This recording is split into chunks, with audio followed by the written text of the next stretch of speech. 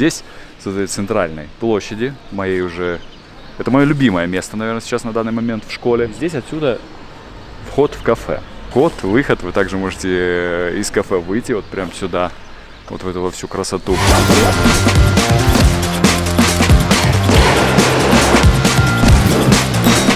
Здесь есть музей Фредди Меркьюри. Все время едем вдоль Женевского озера.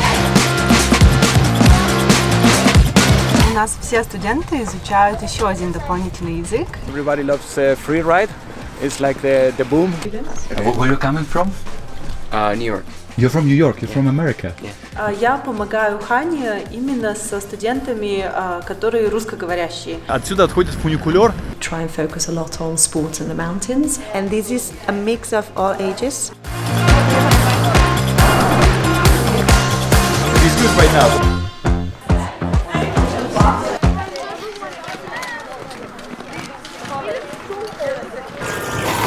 На вокзале жду Наталью, мы с ней отправляемся дальше в наше путешествие, смотреть школу, знакомиться со школой, с ее жизнью. И Женева — это, наверное, одно из уникальнейших мест вообще в мире. То, что здесь прилетаешь в аэропорт, и из аэропорта до центра Женевы, вот сюда, до вокзала, ехать 7 минут.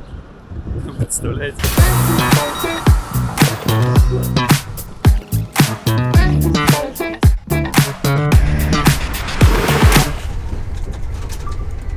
Мы сидим на втором этаже в поезде, едем из Женевы и едем сейчас в Вербье. Вербье у нас это что? Ну-ка подсказывай. Это горнолыжный курорт, который пользуется спросом и популярностью во всем мире. Находится примерно в 2 часах от Женевы. Мы уже на полпути. Весь маршрут занимает, знаете сколько? 2 часа. За эти 2 часа из Женевы мы минуем несколько городов. Но на самом деле в поездах, когда едешь, то есть 2 часа, здесь настолько это все круто, комфортно, и у вас вид такой, что вы как будто бы едете по музею, по природному музею. У вас вот сейчас Монтрё, и в Монтрё, если вы, допустим, едете в школу, вы приехали и хотите что-то посмотреть в Монтрё, вы можете посмотреть, значит, здесь есть музей Фредди Меркьюри. Здесь можно взять, кстати, по озеру, вот здесь прям рядом. Мы все время едем вдоль Женевского озера. Вы можете взять, к примеру, кораблик. И вот этот маршрут весь вы можете проделать на корабле. В школе на каком языке говорят? А вот это вот Наташа. На английском.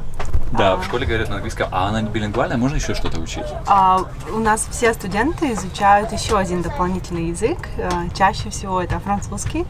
Но есть студенты, которые предпочитают изучать немецкий, итальянский. В принципе, языков у нас много на выбор.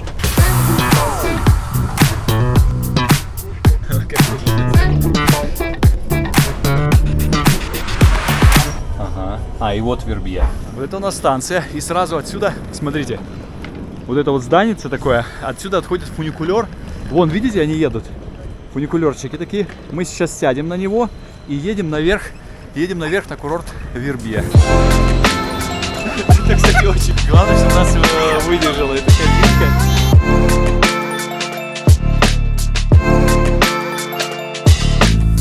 Вербье — популярный курортный город, расположенный в швейцарском кантоне Вале. Он является частью горнолыжной зоны «Четыре долины», одной из крупнейших горнолыжных зон в мире. Курорт также известен как Мекка фрирайда. В ноябре 2022 года Вербье был признан лучшим горнолыжным курортом Швейцарии, а также лучшим горнолыжным курортом мира во 2-й раз подряд по версии World Ski Awards. Это несмотря на очень жесткую конкуренцию. Аналогичной славы удостоился также W Hotel в Вербье, названный лучшим горнолыжным отелем мира в 7-й раз подряд. Что же такого есть в Вербье, что год за годом способствует его успеху? Конечно, в первую очередь роль играет королевская альпийская обстановка. Вполне логично, что фрирайдеры стремятся бывать здесь как можно чаще и называют это место своим домом. И любители лыжного спорта со всего мира приезжают сюда, чтобы насладиться этими 4 долинами, крупнейшей горнолыжной зоной во всей Швейцарии. Здесь целых 410 километров трасс. В Вербье даже существует активное сообщество фотографов и художников, большинство из которых занимаются фотографией зимних видов спорта. Самой высокой точкой горнолыжного курорта 4 долин является Монфорт, расположенный на высоте 3329 метров. А еще Вербье прекрасен тем, что здесь архитектура максимально привлекательная приближенная к традиционной швейцарской. Здесь множество шале.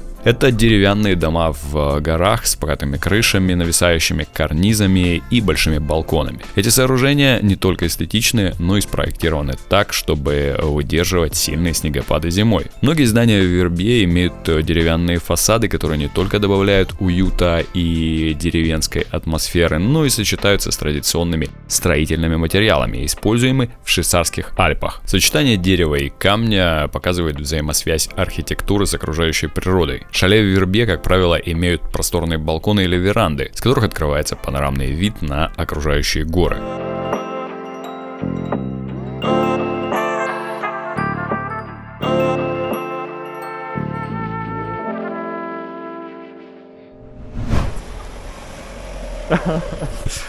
Ханна докидывала меня, сейчас мне нужно сделать чек-ин. Вот это мой отель, называется Монпелье. Вот такого плана отельчики, шалешки. Здесь остаются все, кто приезжает сюда на курорт кататься.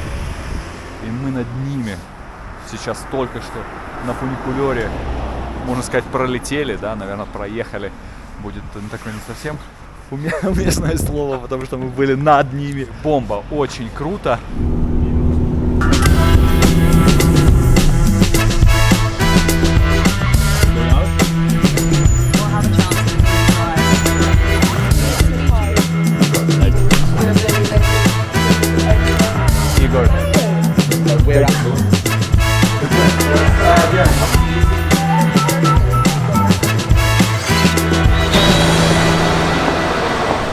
У нас сегодня очень прикольно начался день. Мы приехали на парковку, и сразу же с парковки мы зашли, я не ожидал, честно говоря. Мы заходим, открываем дверь, и мы попадаем сразу же в вот такую комнату, зал. Это staff room, то есть это комната, где персонал собирается, здесь проходят митинги, в смысле, не митингуют, они встречаются, встречи, совещания. Здесь студентов нет, то есть это такое сердце школы, где, скажем так, происходят все секретные дела. Очень необычная школа, да, она находится на склоне, и сама архитектура, то, как сделана школа, очень-очень необычная. Город внутри одного, ну, точнее, даже не одного здания, а нескольких зданий. Hey! На парковке у вас комнаты, где ребята переодеваются, одеваются, вот видите, специальные для сапогов такие штуки, кстати, они все подогреваемые. То есть я любую беру из них, она теплая. Все это греется, сохнет здесь, отапливаемые комнаты. Еще лыжи стоят. Вот здесь вот лыжи, сноуборды. Сейчас 8 утра, начинается учебный день.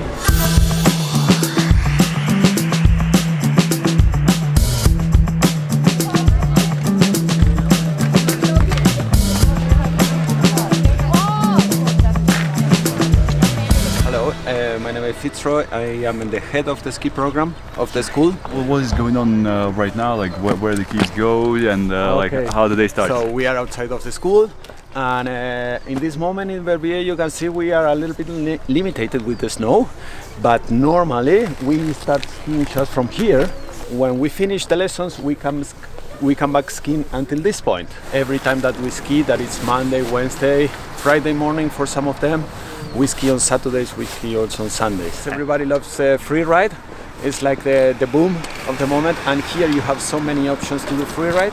But this is also an amazing ski resort for all the kind of things that you would like to do with the snow. Одно из отделений, где учатся младшие ученики. И вот, пожалуйста, перед входом сразу видно, да, что чем занимаются ребята. Здесь стоят полочки. Ребята после каталки снимают весь свой эквипмент, сюда складывают, ну и дальше уже идут на занятия. Тут сразу же рядом со школой, прямо напротив, каталка для начального уровня, то есть склон для тех, у кого вообще нулевой уровень. Там учатся ребята, и потом уже здесь в округе места, куда они уезжают, когда уже у них есть какой-то определенный опыт. Но вообще сюда можно с любым уровнем приезжать. И вот как сказал тренер,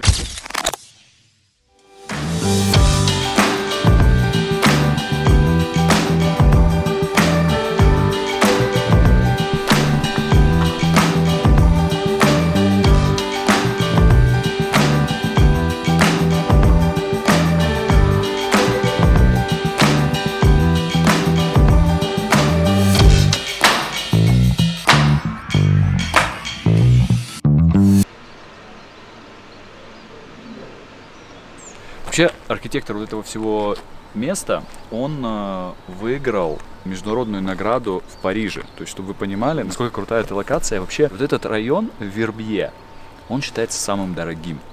То есть школа находится в самом дорогом районе самого престижного курорта в мире. Это у нас церковь небольшая. Дальше у нас классы. Внизу плюс кафе, плюс еще музей. Здесь есть музей, то есть вы понимаете, да, что находится на территории школы. Немножко покажу вам классы. Это классы. И здесь максимальное количество студентов в классе 7 человек. Здесь нет такого, что у вас там 30 человек, то есть здесь очень большое персональное внимание к каждому ученику. Дальше. А еще. So students have a option to take quite a wide variety of subjects here. So especially for those age 13 and above, they would take IGCSEs, the A-level or the IB. So we have the core subjects, as you can imagine, for school. So your maths, English, sciences. Given where we're based and being an international school, you have to take a language here also. And sport forms part of that as well. You have sport twice a week as a minimum. So that is also incorporated. Alongside that, you can take anything from business and economics, photography. You can take music, arts, dramas, and then if there is any other additional languages and so on that you wish to take, we can support as well. We do, given that we are an English-speaking school and we teach in English, we do expect our students to come with at least an intermediate level of English. We can teach as they learn. We do not expect them to have any level in French. If they do, obviously it helps, given that we're in the French-speaking region of Switzerland. However, it's not mandatory, and especially for those older students, so 15 and above, if they do not wish to take French as a language, it's not a requirement to even speak basic level. Where are you coming from? New York. You're from New York, you're from America. Yeah. My name is Igor, I'm from Moscow. What subjects do you do in here? Economics, French, English, biology, math. And do you live in here in a boarding or Yeah. with in a boarding? Yeah. And is it for you like a challenge to travel to Switzerland to live here, like coming from States? No, I mean, I've been in boarding schools before, so that's not new to me. But Switzerland here, it's really cool. So you do like you do snowboarding, skiing? Yeah, snowboarding. What do you think of the mountains in here? Oh, the mountain's amazing. Yeah.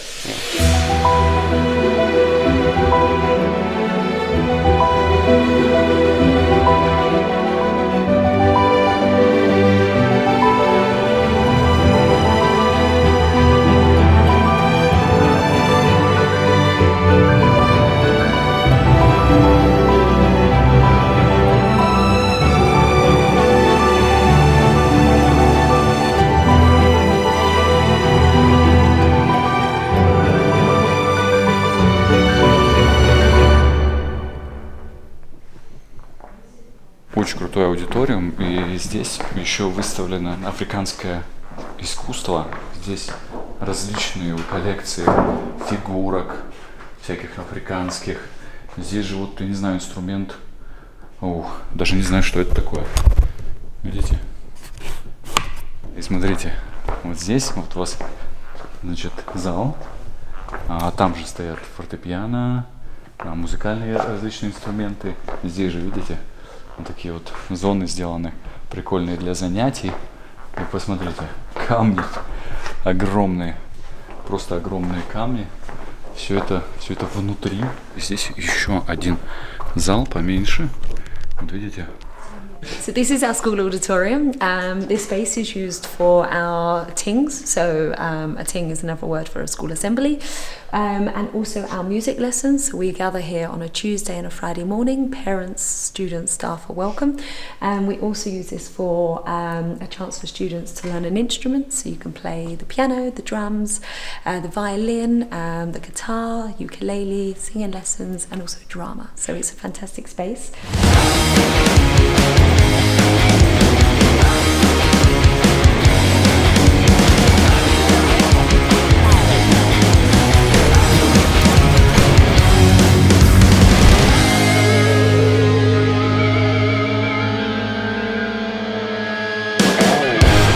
Конечно, один из главных вопросов, когда дети учатся в школе, это еда. Питание для многих, ну, это очень-очень большой вопрос. Кто-то чего-то не ест, а очень многие дети, конечно, они привередливые к еде. Здесь, с этой центральной площади, это мое любимое место, наверное, сейчас на данный момент в школе. Здесь отсюда вход в кафе. Вы также можете из кафе выйти вот прям сюда, вот в эту во всю красоту. Давайте немножко узнаем про еду. Мы, наверное, сегодня и увидим эту еду.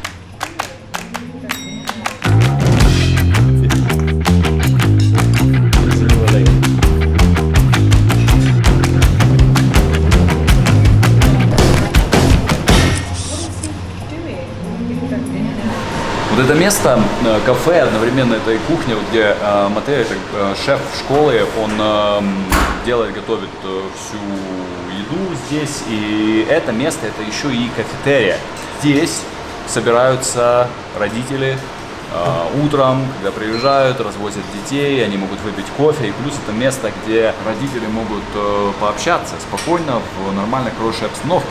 Никаких родительских чатов, ребята. Ну, на самом деле, классно. Я вообще бы в каждой бы школе сделал бы какую-нибудь кафешку. Здесь вот в школе как раз есть такое место. Самое главное, у нас довольно небольшая команда, и я помогаю Хане именно со студентами, которые русскоговорящие. И у наших партнеров, и у наших родителей, которые заинтересованы в поступлении, есть контакт на русском языке. Самое главное, мы смотрим на уровень английского языка ребят. В 14, 15, 16 лет нам не совсем важно, в каком классе вы учились, в какой школе и в какой системе. Мы смотрим на ваш возраст, на уровень английского языка и на ваши интересы, какие у вас амбиции. В зависимости от этого уже Хана, моя коллега, с которой также проводила интервью, уже вместе с командой проводят более точное исследование, как выбрать наиболее подходящие предметы на GCSE, на IB и на A-Level. В целом мы смотрим на оценки, их нужно перевести на английский язык, и я уверена, что SMAPS могут с этим помочь, после чего мы приглашаем студента на интервью по Zoom. Если мы видим, что у нас есть те предметы, которые интересуют студента, мы предлагаем уже тогда место в школе. И для того, чтобы поступить на A-Level, мы можем попросить IELTS. Но для студентов, которые младше, то есть 15 и 14 лет, IELTS не обязателен. Процесс поступления довольно гибкий, и мы постоянно на связи и с родителями, и со студентами. Мы очень рады пригласить ребят на визит. Сколько занимает процесс зачисления?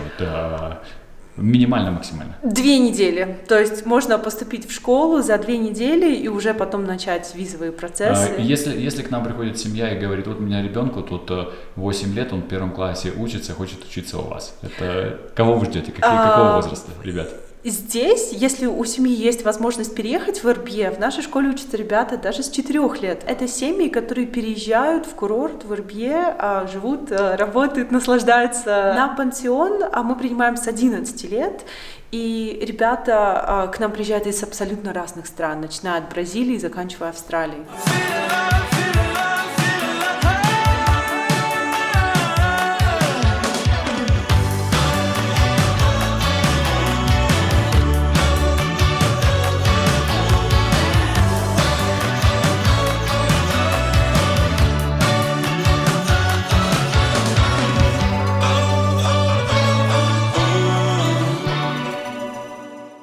Мы сейчас просто решили пройтись, посмотреть наш вот этот курортный городок. Здесь супермаркет, вот сейчас, видите, многие покатались, сейчас сюда идут. Здесь же магазинчики, и вот так вот везде идешь, вот эти все шале, тут магазинчики. Вот это я знаю, что это, наверное, фонтанчик или что-то такое. Не знаю, короче, мы ничего не понимаем, потому что ни я, ни Наталья не говорим по-французски, а это у нас французская провинция. Но в целом мои коллеги сказали, которые англоязычные, что они абсолютно справляются на английском языке и можно жить. Французы справляются, швейцарцы справляются. Британцы справляются только на английском здесь. Да. Здесь довольно международная комьюнити. Да, но я вообще думаю, что вот такие курортные места, здесь очень много всех из других стран, здесь не только швейцарцы, да, поэтому они вынуждены разговаривать на английском языке, да.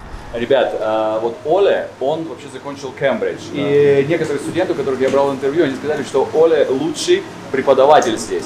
Давайте сейчас у него спросим вообще, что, какие техники он использует, чтобы быть лучшим преподавателем.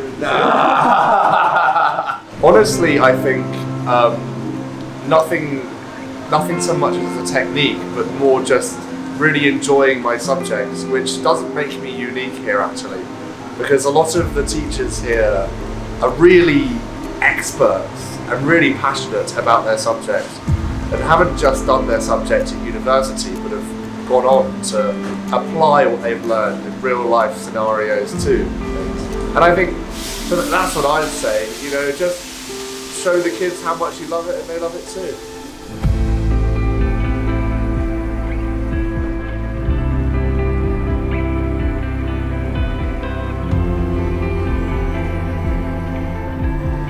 So the most hard thing for me was like to get adapted to the European culture, let's say, because you know I'm from a whole different world from Iran.